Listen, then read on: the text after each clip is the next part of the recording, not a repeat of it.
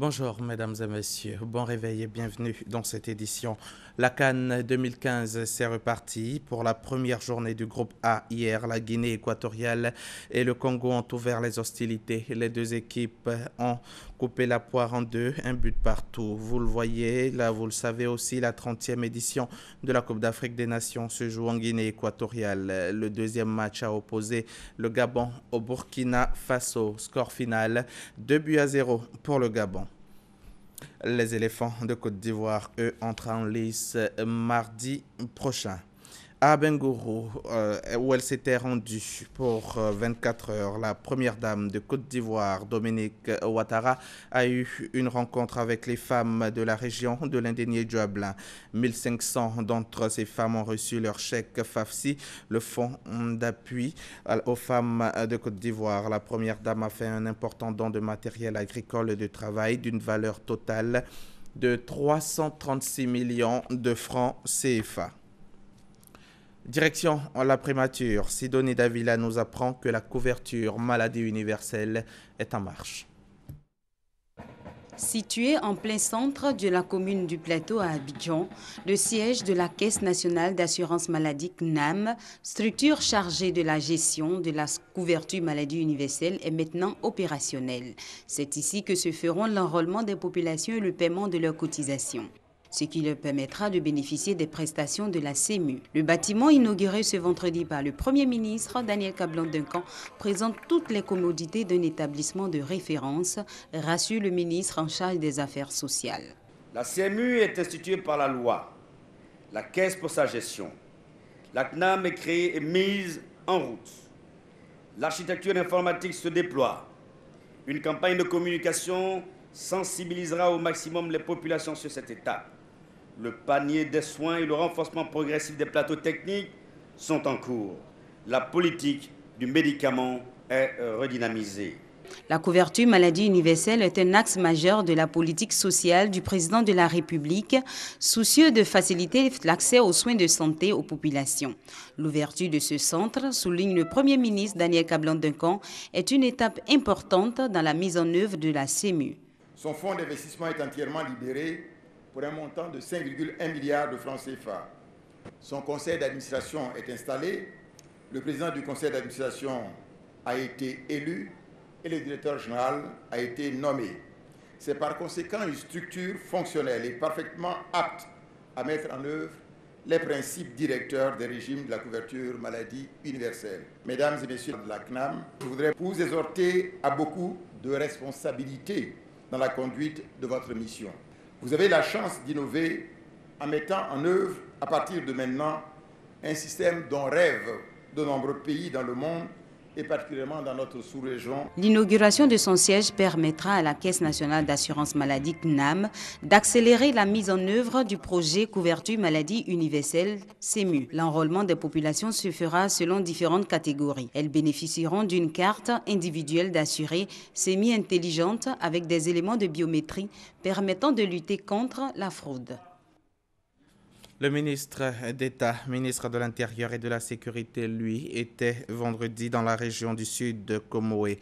Il y était pour parrainer une cérémonie de réconciliation et de paix organisée par les fils et les filles de la région. Ahmed Bakayoko a saisi l'occasion pour exhorter les populations à l'union et à la solidarité afin de relever le défi du développement. Mamadou Kwasi. Leur opinion politique les avait divisés hier. Le développement les unit aujourd'hui. Les fils et filles de la région du Sud Comoé au sud-est de la Côte d'Ivoire chantent en unisson pour relever les défis du développement. Cette fois, les cadres ont décidé de parler d'une seule voix, dans l'intérêt des populations. Leur initiative est soutenue par toutes les communautés vivant dans la région et surtout par les chefs traditionnels et les guides religieux, des leaders de communautés qui ont exhorté le Tout-Puissant et les mânes afin que périsse la graine de la division. Pour les initiateurs de cette journée de paix et de réconciliation, seule l'union et la solidarité pourront consolider les acquis du développement afin de lutter efficacement contre la pauvreté. C'est au prix de la réconciliation que nous atteindrons l'émergence recherchée. Aboissou soutient aussi cette initiative parce que nous ne voulons pas rater le train de l'émergence. Se donner la main pour travailler ensemble est une réalité, mais une réalité que nous allons bâtir tous les jours, que nous allons conforter à travers la bonne volonté des uns et des autres. La région contient suffisamment de potentialités et donc pour que ces potentialités soient mises en commun, il faut forcément aller à la constellation. Le ministre d'État, ministre de l'Intérieur et de la Sécurité, fait fils de la région sous le nom Nana Animblé II. Salue l'esprit de fraternité qui règne désormais entre les cadres de cette région. Ahmed Bakayoko les invite à lutter pour l'intérêt des populations. Beaucoup de grandes régions sont pénalisées parce qu'elles ont malheureusement ou heureusement trop de cadres qui ne s'entendent pas. Et quand les cadres ne s'entendent pas, c'est un frein pour la région. Il faut dépasser ses propres ambitions. Il faut dépasser toutes les considérations et voir l'intérêt de la région.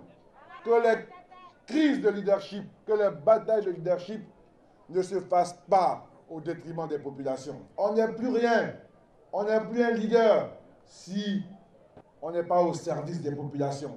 Le ministre d'État, ministre de l'Intérieur et de la Sécurité a profité de son passage pour faire des dons au nom du président de la République.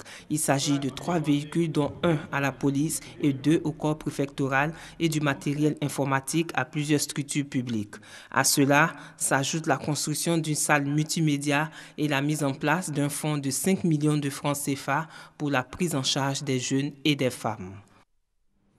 Vous vous en êtes certainement rendu compte, le reportage de Mamadou Kouassi a été commenté par Patricia Omouetia. Et puis, cette levée de mot d'ordre de grève de la coordination des instituteurs adjoints de Côte d'Ivoire.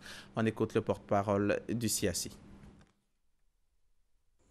Le vendredi 26 décembre 2014, l'Assemblée générale de la coordination des instituteurs adjoints CIACI ordonnait au Bureau exécutif national de déposer un préavis de grève relatif à la situation des instituteurs adjoints auprès du ministère de la fonction publique et de la réforme administrative. Après le dépôt de ce préavis, plusieurs rencontres ont eu lieu. Le lundi 12 janvier 2015, le cabinet du ministère de l'Éducation nationale et de l'enseignement technique a reçu le bureau exécutif national. Le mardi 13 janvier 2015, ce fut le tour du ministère de la fonction publique. Des discussions fructueuses engagées au cours de ces rencontres est ressorti ce qui suit. 1. La prise en compte de 473 instituteurs adjoints admis au précédent concours de CAP Fonction publique. 2. La mise en place d'un comité technique composé de la CIACI et les membres du cabinet de l'éducation nationale pour le règlement de la situation des 16 000 instituteurs adjoints en vue de leur promotion au corps des instituteurs ordinaires. 3. L'annulation du concours d'accès au cycle de formation des instituteurs CAP Fonction publique. La suppression du corps des instituteurs adjoints.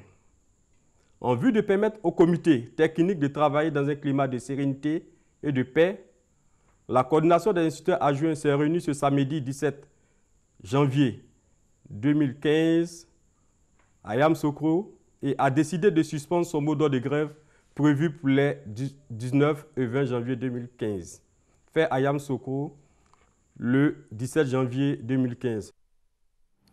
Après 4 années d'exécution, le projet d'amélioration de la compétitivité des entreprises ivoiriennes des secteurs d'exportation non traditionnels est arrivé à son terme. Pour marquer l'événement, le ministère de l'Industrie et des Mines et l'ONUDI, l'Organisation des Nations Unies pour le développement industriel, ont organisé un séminaire de présentation des résultats de ce projet qui entre dans le cadre du PACIR, le programme d'appui au commerce et à l'intégration régionale. On retient que le projet a favorisé la création de 7 consortiums d'exportation et a permis l'équipement de 2 laboratoires de normalisation en Côte d'Ivoire. Compte rendu Guy Roger Nguessan, Honorine Agnigori. Formation, assistance technique, regroupement de 30 entreprises en 7 consortiums d'exportation, équipement de laboratoires de normalisation. Voici entre autres les résultats du projet d'amélioration de la compétitivité des entreprises ivoiriennes des secteurs d'exportation non traditionnels après 4 années d'exécution. Les secteurs concernés par le projet, le manioc, le textile et l'anacarde. Des filières qui se distinguent par leur capacité à créer de l'emploi et à se positionner sur le marché extérieur. Avec le PASSI, on dit, le programme PASSI, on nous dit, nous sommes professionnalisés. On a comparé nos produits aux produits étrangers, on a vu ce qu'il fallait améliorer. Je pense que ce n'est pas encore terminé, il y a encore beaucoup de choses à faire, mais on a fait quand même l'essentiel. Avec un financement de plus de 3 milliards de francs CFA de l'Union européenne, l'ONUDI, l'Organisation des Nations Unies pour le développement industriel, a exécuté ce projet dans le cadre du programme d'appui au commerce et à l'intégration régionale PASSIR.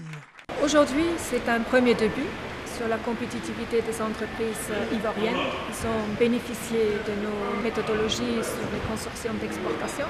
Il faudrait certainement une suite, il faudrait continuer les accompagner, les suivre dans leur démarche et les aider à améliorer leur compétitivité. Pour Jean-Claude Brou, ministre de l'Industrie et des Mines, le gouvernement veut faire du secteur privé un acteur important de la croissance économique. C'est pour cela que l'État met tout en œuvre pour leur permettre de relever le défi de la performance et de la compétitivité, tant au plan local qu'international. C'est utile, bien entendu, pour le développement de notre pays. Ça nous permet d'aller vers l'émergence. Vous savez que le secteur industriel, c'est aujourd'hui un des objectifs dans pratiquement tous les pays. Et notre pays ne fait pas exception à cette règle, parce que l'industrialisation, c'est la transformation. La transformation, c'est la création de valeur, de richesse. Et ça se passe aussi par des emplois. Et tout ça accroît le bien-être des populations. À ce séminaire de présentation, les bénéficiaires ont reçu une copie en version CD-ROM de 246 normes devant leur permettre d'améliorer la qualité de leurs produits. Le reportage est donc de Guy Roger Nguessan et Honorine Agnigori. L'aéroport international Félix Houphouët-Boigny d'Abidjan, bientôt modernisé. La convention de concession vient d'être signée. Nos reporters Sephora Zegui et Serge Coléa en étaient témoins. Selon la volonté du président de la République de faire de l'aéroport international Félix Houphouët-Boigny d'Abidjan un aéroport de classe mondiale, une vaste opération de modernisation a été entreprise par le ministère des Transports. L'obtention de la certification TSA, Transport, Sécurité, Administration, s'inscrit dans cette vision.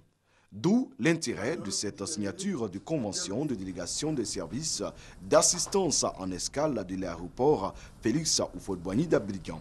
Cette convention implique le ministère des Transports, le ministère en charge du budget et la Nationale Aviation Service, en abrégé NAS. Pour nous, c'est un très bon accord parce qu'aujourd'hui, grâce à l'ouverture sur le plan international, nous avons un opérateur de référence en matière de handling. Et cela nous fait plaisir parce que le service d'assistance à l'escale est un volet très important de la certification de l'aéroport Félix Houphouët-Boigny. La société NAS a exprimé sa fierté pour la confiance accordée à sa structure.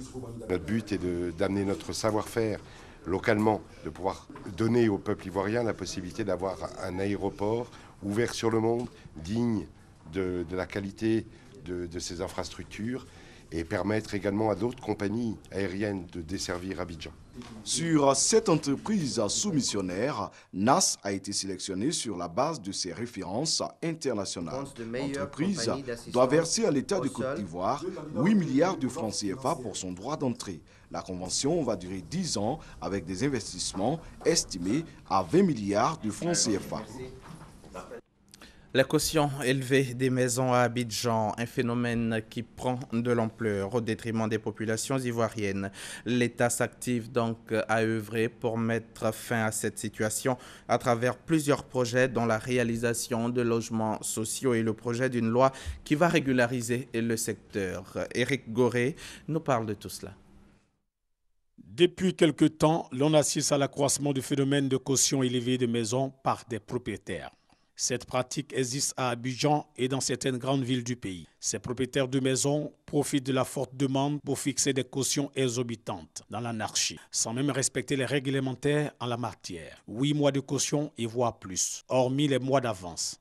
Cette situation désempare et inquiète les populations. 8 mois, 10 mois, à ce moment-là, où allons-nous? Tu n'as pas 8 mois, tu n'as pas 10 mois, tu n'as pas 7 mois. Est-ce que tu peux gagner une maison?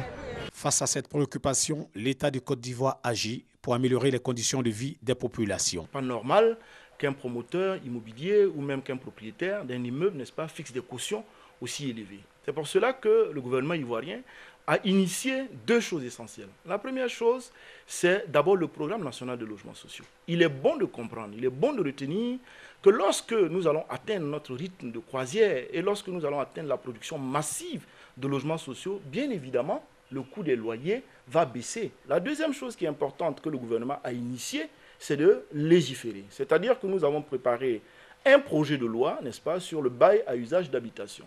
Ce projet de loi qui va certainement passer à l'Assemblée nationale sous peu, est très clair. L'État décide que dorénavant, les cautions et les loyers, y compris, ne dépasseront pas 3 mois. Bientôt, les actions gouvernementales apporteront aux populations ivoiriennes des conditions de vie meilleures. Fin de ce journal. Bon dimanche sur RTI.